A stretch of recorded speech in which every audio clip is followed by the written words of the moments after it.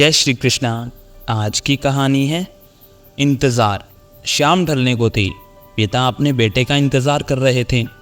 हर शनिवार को वह जल्दी आ जाता था, लेकिन आज 6 बजने पर भी नहीं आया। आंगन में बैठे 65 साल के बूढ़े धनंजी बार बार अपने पोते पोतियों से पूछ रहे थे, बेटा तुम्हारे पापा आ गए? उनमें से एक 12 साल के दिनेश ने जवाब दिया, नहीं दादाजी, पापा तो अभी तक नहीं आए। बूढ़े पिता ने अपनी बहू से कहा, बहू बेटा कैलाश को फ़ोन तो लगाओ, वो अभी तक क्यों नहीं आया? बाबूजी आप खामखा चिंता कर रहे हैं, वो बस आते ही होंगे। इतना कहकर वो अपने कामों में मशरूफ़ हो गई। कुछ देर बाद कैलाश घर लौटा। उसके चेहरे पर चिंता की लकीर साफ दिख रही थी। वो इतनी गहरी सोच में डूबा था कि उसने ध्यान भी नहीं दिया कि उसके बूढ़े पिता आंगन में बैठे हैं। बूढ़े पिता बस अपने बेटे को देखते ही रह गए। कमरे में जाकर उसने अलमारी से कुछ खोजने की कोशिश की, लेकिन उसे मिला नहीं। तब चिल्लाते हुए उसने कहा, जमुना यहाँ आओ। जमुना फौरन दौड़ी आई। जी क्या है? आते ही चिल्लम चिल्ली शुरू कर दी, मेरी पुरानी डायरी नहीं मिल रही, कहाँ रख दी है? जमुना ने तुरंत अलमारी में झांका और तिजोरी से डायरी निकाल कर दी। कैलाश कुर्सी पर बैठकर डायरी के पन्ने पलटने लगा। ये देखकर जमुना ने पूछा, क्या हुआ? आज तुम्हें डायरी की ज़रूरत कैसे पड़ गई? इस पर कैलाश ने बताया कि उसे नौकरी से निकाल दिया गया है और अब उसे नई नौकरी तलाश करनी होगी।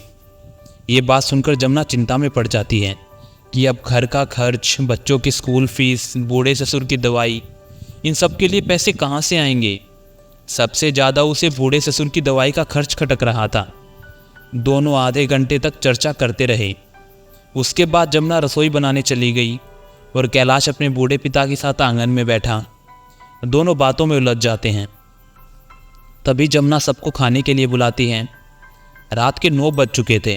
तीनों बच्चे, कैलाश, जमुना और बूढ़े पिता एक साथ भोज करते हैं। सुबह बच्चों के स्कूल जाने के बाद कैलाश अपने पिता से बोलता है, बाबूजी कई दिनों से हम घूमने नहीं गए हैं, चलिए आज घूम कर आते हैं। बिना कुछ सवाल किए बूढ़े पिता उनके साथ जाने को तैयार हो गए। इस पर कैलाश को पहले हैरानी हुई, क्योंकि बाबूजी कभी बाहर नहीं जाते। उन्हें जितना भी मना लो वो कभी घर से बाहर निकलते ही नहीं थे। आज न जाने क्यों सिर्फ एक बार में ही वो जाने को तैयार हो गए। कैलाश के लिए अच्छा था। उन्हें लगा चलो ठीक है, बाबूजी को मनाना तो नहीं पड़ा। बेटा और बहू बूढ़े पिता को एक बड़े बंगले में छोड़ आए, ये कहकर कि यहाँ उसकी बीमारी का इलाज करवाने आए हैं और सिर्फ 5 ही दिन में उन्हें वहाँ से वापस ले जाएंगे। इतना कहकर बेटा और बहू निकल गए। उस बंगले के मैदान में खड़े बूढ़े पिता अपने बेटे को जाते हुए देखते रहे थे।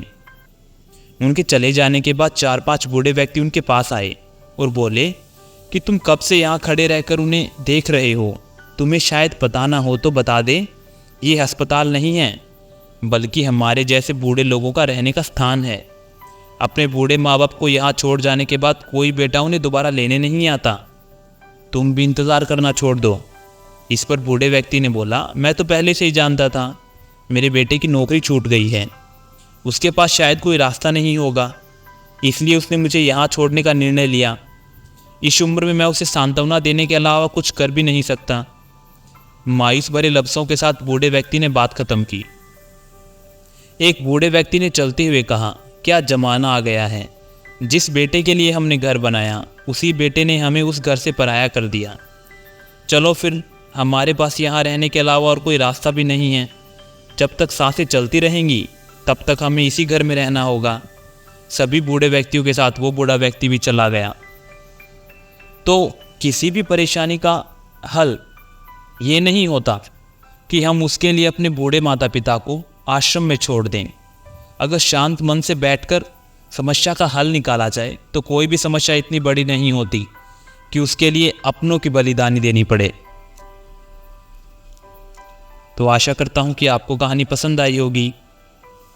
राधे राधे।